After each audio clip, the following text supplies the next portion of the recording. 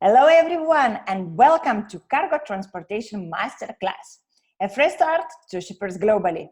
This is the only online event dedicated to support fellow business owners in cargo transportation industry to help you bounce back faster after global pandemic. And it's with great pleasure I present to you today Dhruvil Sanghvi, CEO and co-founder at Loginext. Thank you so much.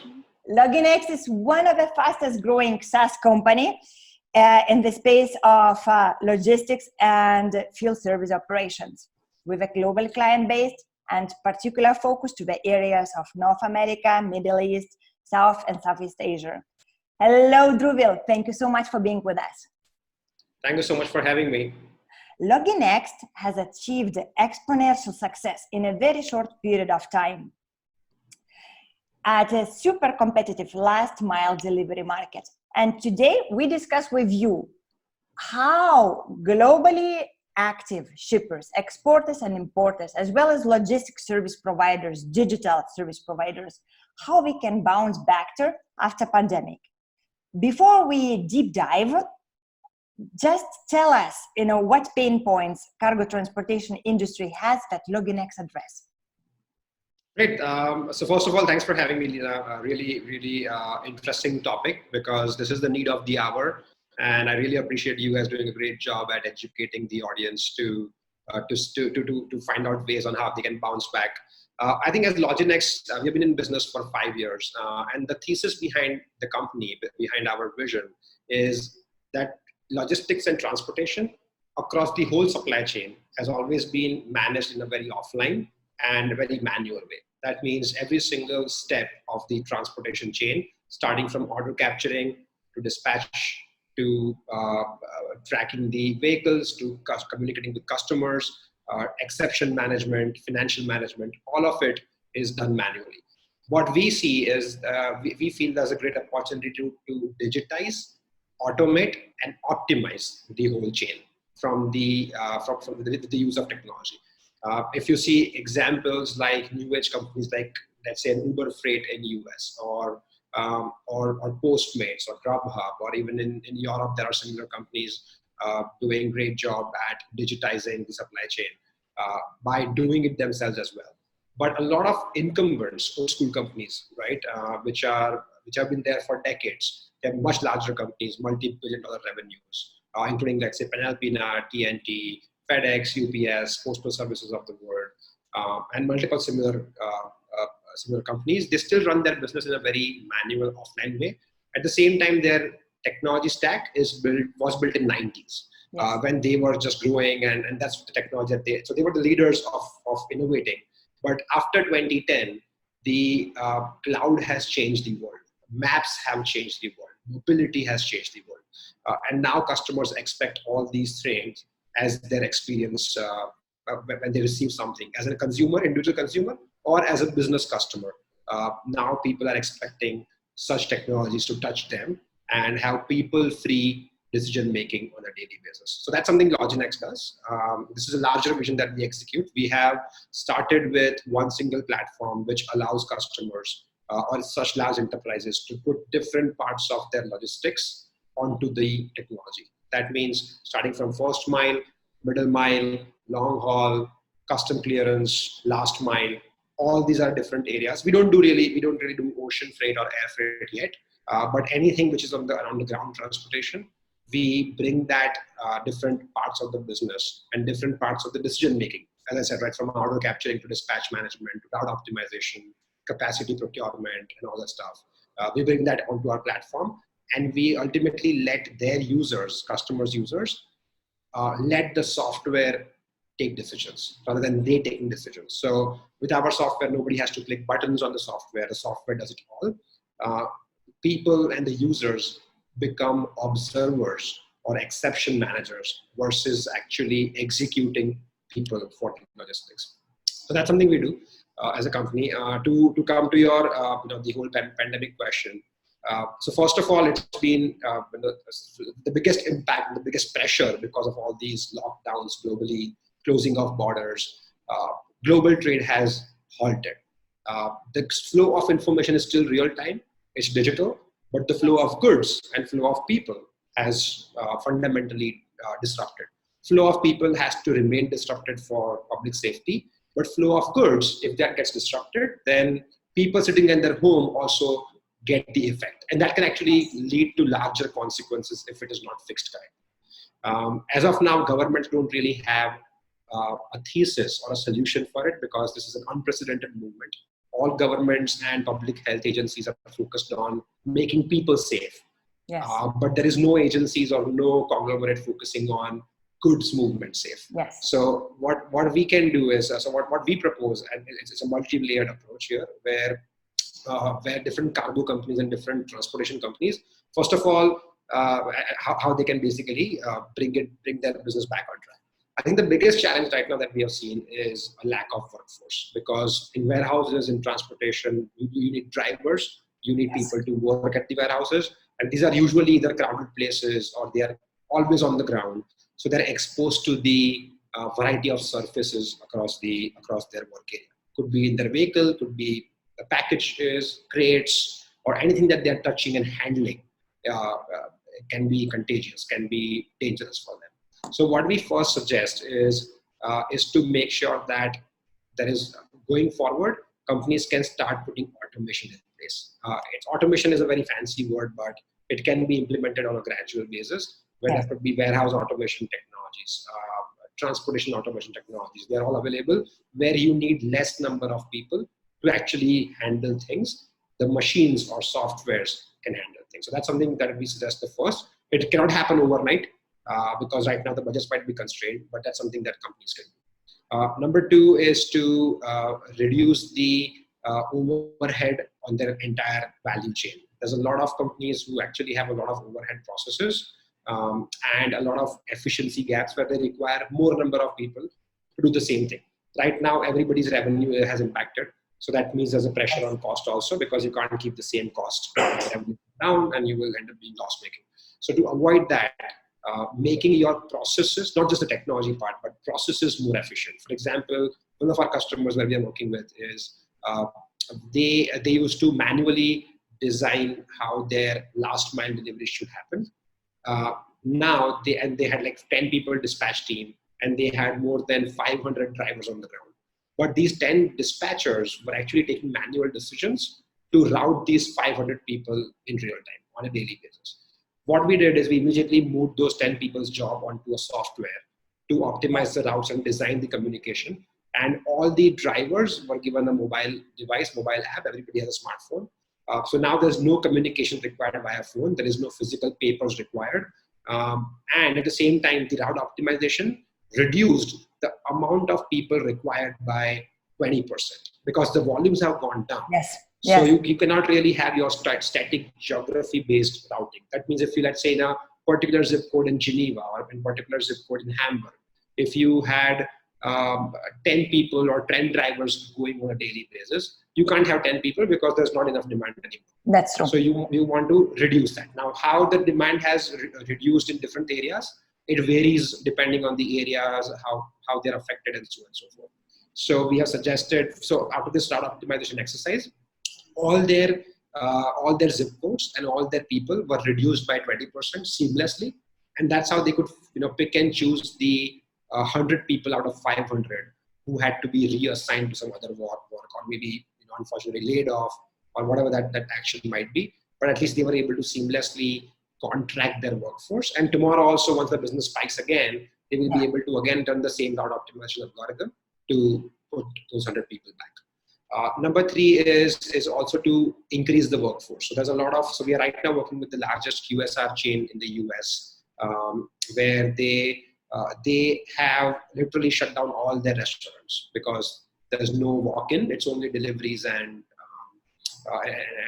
pickups. So their servers in the restaurant, the waiters in the restaurants are no longer required.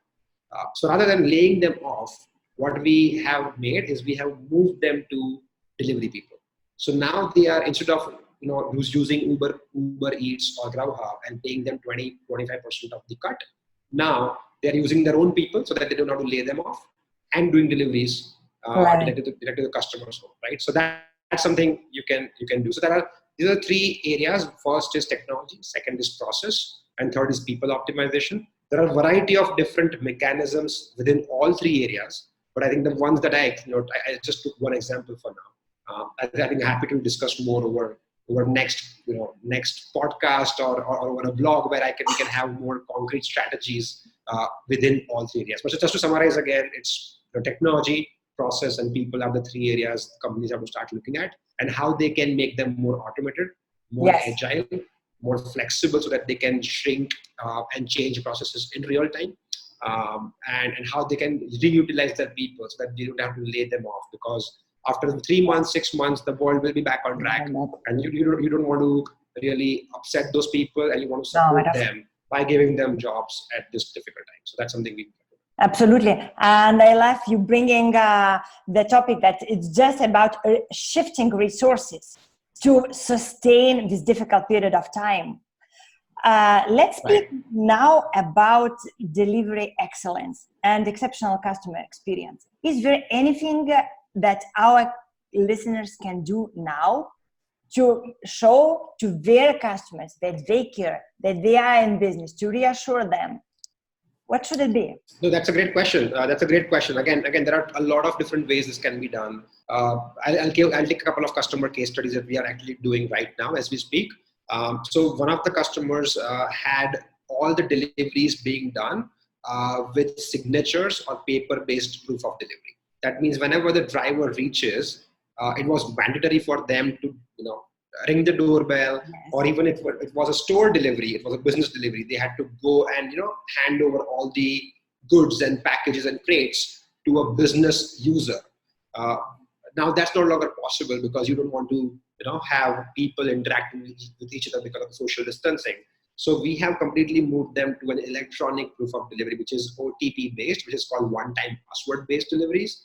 That means now when the delivery person reaches the destination, they actually there's an automated call that goes to the user, and there is an OTP, which is a password which is shared with the receiver.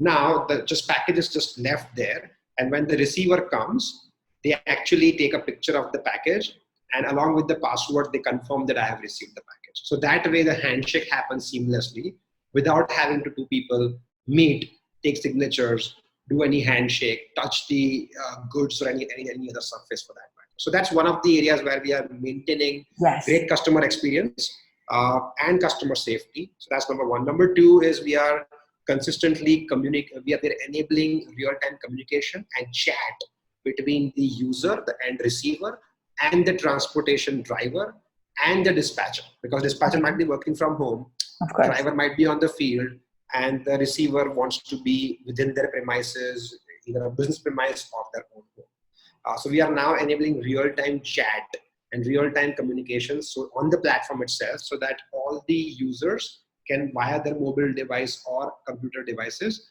they can seamlessly communicate around delays. They can seamlessly communicate around which routes have been taken.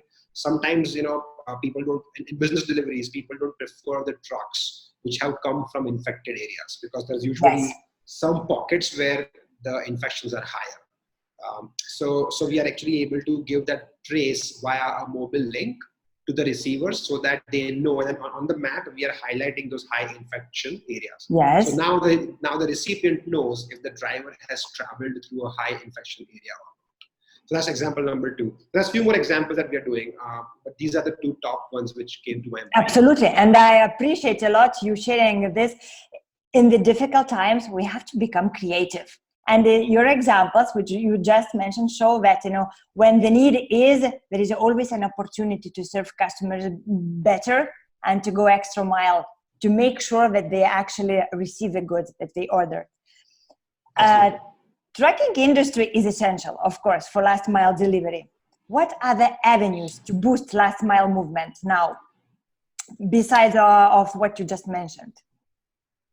When you say boost, I think, so first of all, right now, last mile is on a spike, right? Because people are, the whole movement of customer going to a store has completely, almost come down by 80%. Yes. So now all the essentials and all the consumer products are being delivered to customers. So that's a great trend. So that means the revenues of all the last mile companies is kind of going upwards.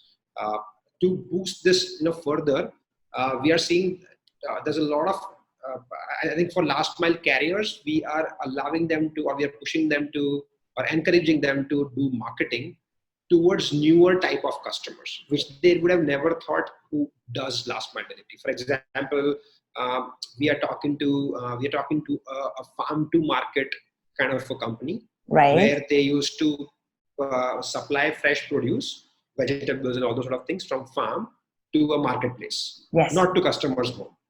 But because the demand is so high and the supermarkets are not anyways open, at least majority of them, Yes. now there's a need from farm to home. Now these companies never did last mile delivery because their supply chain never just supported it. It was only about sending a whole full truckload worth of goods to supermarkets and then coming back. That's all. Now when you have to go to end customers, there's a sudden demand of multiple different Yes. homes. And a lot of these companies, they don't even have access to last mile carriers. So That's what we are true. doing is we are basically boosting marketing messages to a lot of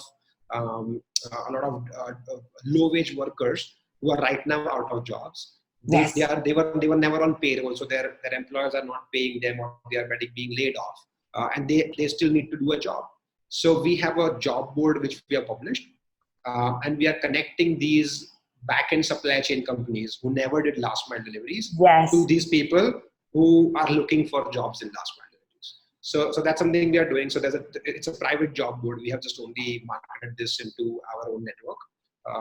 And we had a lot of customers who we were only doing the optimization, and we were providing technology for their back-end supply chain. And we also never thought that these guys will ever do last mile delivery. But now this job board, we are publishing to all these guys who are never doing, all these companies who are never doing last mile, and they are actually picking up Node. And in fact, we just enabled 2 farm to market companies and converted from farm to market to farm to home. Absolutely. I think that's a great boost to their revenues, and there's a great boost to people's payouts who are basically going out of jobs. Absolutely, and it is accessible to all the companies who never did a last mile delivery, regardless of geographical location, even regardless of their size or their economic capacity. You just need to have a truck, bicycle, to join the movement, basically. Exactly, and people are looking for jobs. They just need some platform to go and hunt for it, because the only fundamental problem is you can't go anywhere physically. So everything has to be done by technology, which is a great opportunity for us. Yeah, absolutely. Let's speak about visibility projects, where savings can be made, how to choose a best partner, and what really adds value to their service. So is this question more for the importers and exporters, you're saying? Yes. I think first of all, the global trade has impacted big time. Which is creating a huge revenue dip for larger players. But we believe this is the strong opportunity for the mid-scale and small-scale importers and exporters who never had access to certain channels, who would never get large businesses from certain players on the other side of the table. I think for them this is a golden opportunity, and they should be focusing on certain routes which are always busy routes, because the demand is still high, but the number of movements have reduced significantly. Right. So that's number one. Number two, focusing on only those goods which are essential, because right now all the non-essential supply chain has kind of reduced. So if you are an importer or exporter of non-essential items, we recommend that you should try to focus on or temporarily make a move to importing or exporting essential goods as well, because that's where there's larger demands, less number of players. You can probably get started very quickly there. And number three, I think they should absolutely use platforms like yours, right? Because there are 2 kinds of platforms I've seen in this space. One are the supply demand matching platforms. So a lot of these importers and exporters were offline so far. And they always used to question, why do I need a technology, or why do I need a platform? I can just do it myself. But now that has to change overnight. So there's definitely a strong recommendation I have for all these importers and exporters to start using technology platforms. Most of the platforms, they offer very easy onboarding. You can just go online, sign up with them, and they can start, patching you with the with the demand so that you can start doing it, start doing your business via them. And I think from the other parallel services, apart from the supply demand matching, there are companies like yours again, Lina, where they can have easy reconciliations, easy collections, and it's all being automated. So I think this is the time after the next 3 to 6 months. I see a huge trend where majority of these importers and exporters would have moved already to an online way of doing business. And I think they should start. Whoever is not doing it, they should start doing it right now. It's also very interesting to notion that pandemics only accelerated digitalization processes. But even without this, we were already on this way to digitalize. In a big way, right? Because now not even on like old school softwares. Now people are looking for easy software. Oh yeah. Cloud-based, simple. I can just quickly go online, sign up for that. I can become the customers without even talking to them, right? And then just quickly start doing my business. Exactly. So if you had to give one last advice for logistic companies who are in the digital space or they are traditional, what they should do in the next 3 to 6 months to recalibrate the entire operations better, what would it be? Okay, that's a great question. That's a tough question as well. So if I were to just only pick one advice, I would pick, this is the time to be very agile and flexible yourself. Do not rely on your old processes. This is the time to move away from the old school thinking. The world is going to move faster than what you would imagine. The world hasn't even figured out how to go away from this pandemic. So it's not a temporary thing. So if you're thinking that it's temporary, it's not going to make any big difference. The life will come back on track in a week or two. The answer is no. So wake up today, start designing your start revising your, redesigning your supply chain, rethinking how to deploy your people in a more efficient ways. Start looking at technology solutions, basically overall, right? Just again, from people, process, technology perspective, rethink the whole business model. And whoever is going to quickly rethink and go in a more agile way are the ones who will be able to recover from this zone faster. For everybody else, it's going to take a whole 6 to 12 months of a cycle to come back to the norm. And of course, you can't really wait for 6 to 12 months without business people or heavy losses or heavy expenses. So yeah, I think that's, it's a long advice, but one advice, which is to just redesign your business model, wake up quickly. There's a lot of material available online. Read it, read podcasts like this, talk to people like Lina, and then learn as much as possible to rethink it. If I just may stack on your advice, it would be that in every devastation, there is a lot of wealth being transferred. So it is a great opportunity to change, just to tweak your mindset and use the same same operations, same people, even same technology which companies have, to see how we can fill the need to change today. Right. I think this is not a time to just to add to that. It's not a time to feel bad about anything or feel low. Real entrepreneurs will really take this as an opportunity and build their business model in a better way, in a leaner way, and more efficient and tech-enabled way. So best wishes to whoever kind of is seeing this, and happy to address any other questions online on our blog, on LinkedIn, or for Lina as well. Dhruvil, tell us how our listeners and viewers, how we can find you, how we can follow you and Loginext online. For Loginext, you just Google Loginext, and there's tons of stuff you will find about us. There's a lot of articles written about us. We ourselves produce a lot of content on what companies should do in general, and also in these tough times. So we have a great blog. So always feel free to go and sign up for that. To reach out to me personally, I'm very active on LinkedIn. That's the best #1 platform for me. So please add me on LinkedIn. Send me your question. I guarantee that I will respond in the next 24 hours. I'm super quick. So that's my word. In addition to that, I'm also on Twitter. So if you want to follow me to get some feed and then follow new ideas, I'm happy to be a part of your journey via Twitter as well. Dhruvil, and as a cherry on the cake, you have free gifts to offer. What is it?